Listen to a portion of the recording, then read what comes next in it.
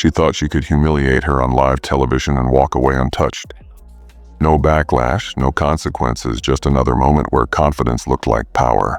But sometimes silence hits harder than any soundbite. Because on an ordinary Wednesday, while most people scrolled through emails and afternoon headlines, a private message shattered that confidence. And once it leaked, everything flipped. Suddenly, the loudest voice in the room wasn't the one people were listening to anymore. This wasn't about shouting back, clapping back, or trading punches online. It was about something far more unsettling and far more effective. Composure. One woman chose quiet discipline while the other scrambled for control. And as the world watched, the person who spoke the least ended up changing the most. So how did a single ignored message spark a public shift no one saw coming? Let's rewind, because the moment everything changed didn't happen on stage. It happened in silence. It all started long before the message, before silence turned into strength and composure became a weapon.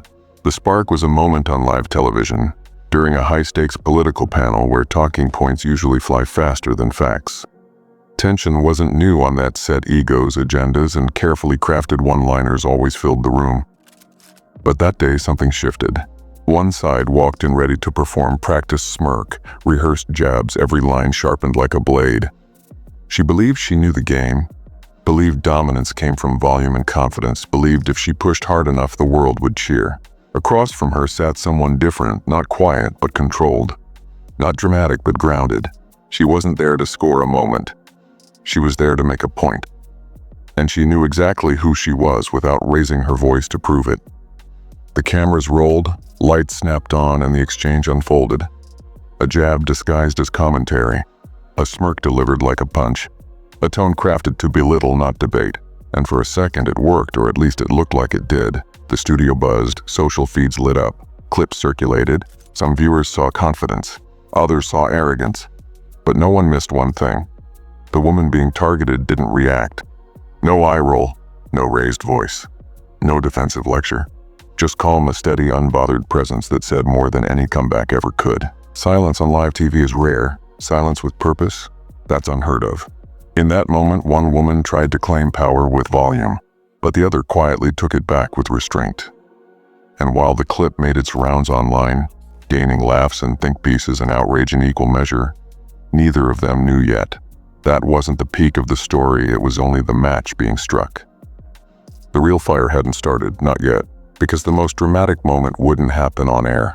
It would happen later, privately, quietly, and with one message that flipped the entire dynamic upside down. When the cameras shut off and the headlines cooled, most people assumed the moment was over. TV drama comes and goes, clips trend for a day, then get buried under the next outrage cycle. And usually that's true. But not this time. Because the story didn't end in the studio, it began there. Backstage, while lights dimmed and staff shuffled out, a message was typed.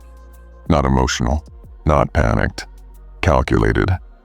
A quiet attempt to control a situation that suddenly didn't feel as secure as it looked on screen. It wasn't an apology. It wasn't a friendly clarification. It was strategic.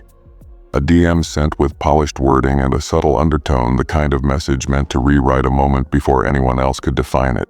A digital handshake wrapped around a reminder. We're on the same team, right?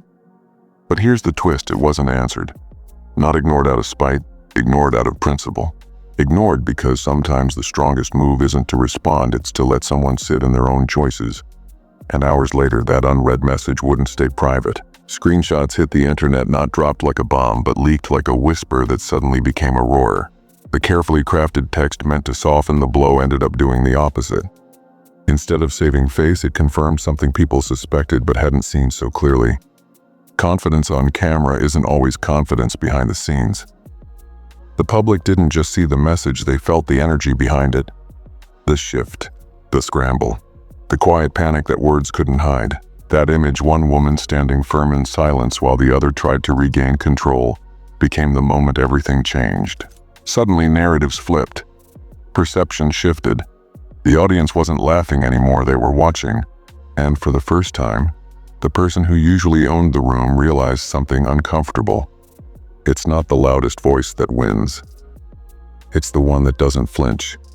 And that realization? It would only be the first shock in a series neither of them saw coming. Most conflicts explode with noise statements, apologies, interviews, tweets fired like warning shots. But this time the power move was the absence of all of that. No interviews, no posts, no dramatic threads explaining what really happened, just nothing. And nothing spoke louder than any speech could. While one side rushed to clarify, spin, and control the narrative, the other seemed unbothered, not defeated, not disengaged, just choosing not to play the game at all. And silence has a way of making people uncomfortable, especially when they expected chaos and instead got composure. What started as a viral clip turned into a waiting game. Commenters refreshed pages expecting a response. Blogs circled, influencers speculated, and fans begged for a rebuttal. But still silence. And slowly the public noticed something. Every attempt to fix the narrative only made it worse. Interviews sounded rehearsed. Posts felt defensive. The harder one woman tried to explain the moment away, the more obvious it became. She wasn't in control anymore. Meanwhile, the one who said nothing gained more momentum without typing a single word. Refusing to engage wasn't avoidance, it was strategy. Silence turned into restraint. Restraint turned into discipline, and discipline turned into power. Because nothing is more threatening than someone who doesn't react, especially when you expected them to break.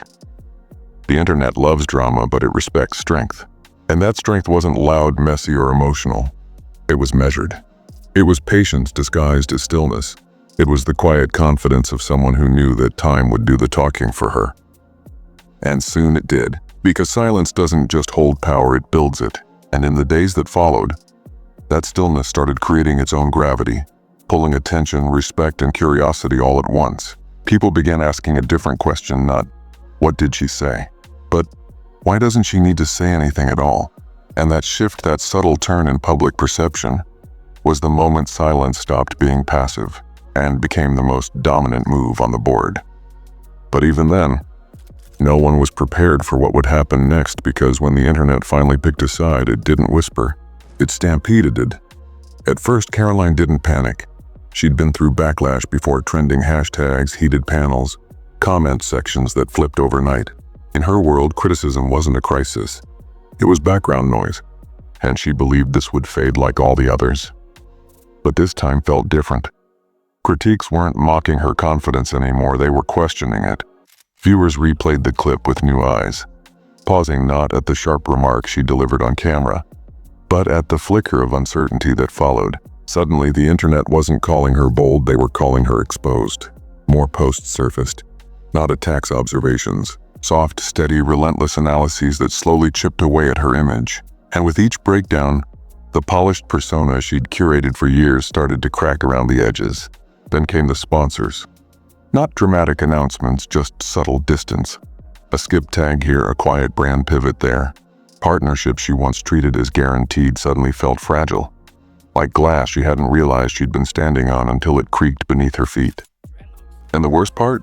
No one was yelling at her. No massive cancel mob. No digital riot. Just silence echoing from the one person she couldn't provoke.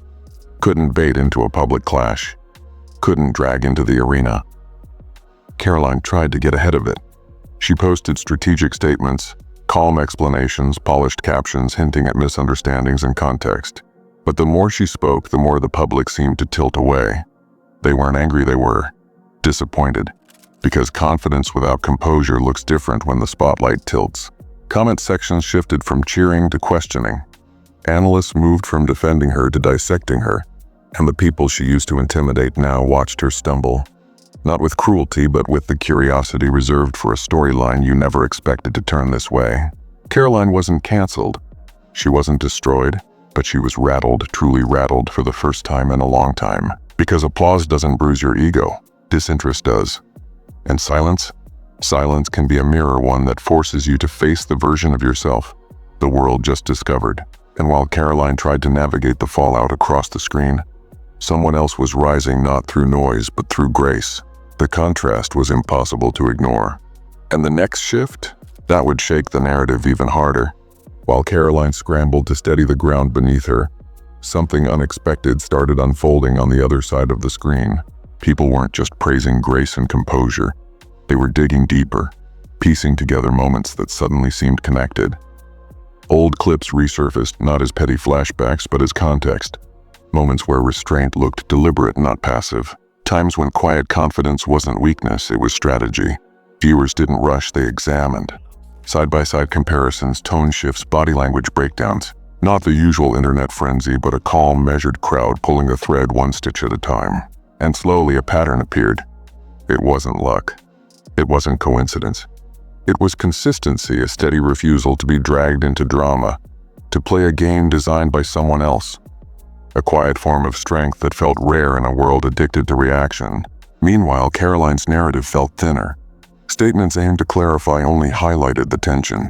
And as audiences compared both women, one thing became impossible to ignore. One had a history of elevating the room. The other had a habit of trying to dominate it. This wasn't just a clash. It wasn't just a moment. It was a mirror held up to two very different approaches to power. And now, the internet wasn't watching to see who shouted louder, they were watching to see who held composure longer. But deeper than public perception, something else was shifting. Commentators who once moved fast now spoke carefully. Creators who loved controversy suddenly chose caution, because they realized this wasn't just about a single moment, it was about what that moment revealed. In an era addicted to outrage, restraint can feel revolutionary. And as timelines dissected the clues and connected the dots, one question pulled everything into focus. Had the quiet one been underestimated all along, or had she simply chosen to let the world underestimate her? That creeping realization that power doesn't always roar changed the tone of the entire narrative. Karoline wasn't facing opposition anymore. She was facing perspective, and perspective has a way of reshaping reputations without ever raising its voice. But the part no one expected? This shift wasn't finished. Because the next move wouldn't come from the internet. It would come from her. And it would rewrite the game again. Days passed, headlines cooled. Comment threads moved on, at least on the surface. But underneath, something subtle was building. People weren't waiting for drama anymore. They were waiting for meaning. And then it happened. No press conference. No carefully crafted caption. No setting the record straight speech. Just a moment. She walked into a room, not a stage, not a set. Just a space where she didn't need to perform, looking calm, grounded, and unmistakably unbothered. No dramatic makeover. No symbolic outfit meant to send a message. Just presence. And presence did what words never could. A single look, a soft smile, a quiet acknowledgement of the world watching. Then she moved on with her day like nothing had ever happened. And the internet froze, not because she spoke, but because she didn't need to. That was the message. Strength doesn't always enter with noise. Sometimes it arrives like a whisper everyone hears anyway. And suddenly the conversation shifted, not about the drama, but about what it represented. Commentators stopped dissecting screenshots and started talking about composure, emotional control, the kind of confidence that doesn't feed chaos, it outlasts it. People began to notice how often women in the spotlight get pressured to react, to defend, to claw back respect the moment it's challenged. But here was a different blueprint. Not retreat, not rage, but refusal to play the game at all. Silence wasn't weakness, it was sovereignty. And culturally that hit different. Clips turned into think pieces. Threads turned into analysis. What started as gossip turned into a conversation about power, real power, the kind that doesn't demand attention, yet still commands it. Meanwhile, Karoline watched the narrative tilt in real time.